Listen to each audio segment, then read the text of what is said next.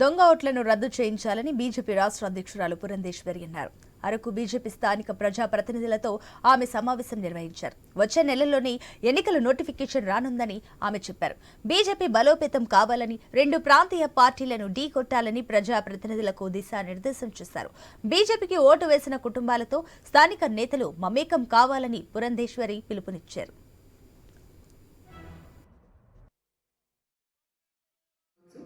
ఎవరైతే ఈ local bodies ఎన్నికల్లో పోటీ చేశారు వారందరినీ కూడా ఒక్కసారి కలిస్తే బాగుంటుంది అనేటువంటి ఆలోచనతోటి ఈ సమావేశాన్ని ఏర్పాటు చేయడం జరిగింది.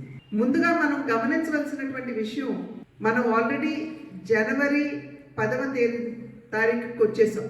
ఇంచుమించుగా ఫిబ్రవరి చివరిలోనో మనకి ఎన్నికల నోటిఫికేషన్ వచ్చేటువంటి అవకాశం ఉన్నది అనేది మనకి చెప్తున్నటువంటి విషయం. అది నిజమో కాదు పక్కన పెడతాం, కానీ ఇంచుమించుగా ఫిబ్రవరి 20-28 తారీఖుల్లో మనకి ఎన్నికల నోటిఫికేషన్ కూడా వచ్చేస్తుంది. అంటే మన దగ్గర ఉన్నది కేవలం 1 నెలన్నర మాత్రమే. నోటిఫికేషన్ వచ్చిన తర్వాత మనం ఏం చేయలేము. ఏ ప్రయత్నాలు చేసినా మనం నోటిఫికేషన్ వచ్చే లోపు, అంతవరకు కూడా కాకుండా ఒక 15 రోజుల్లో మనం ఏ రకమైనటువంటి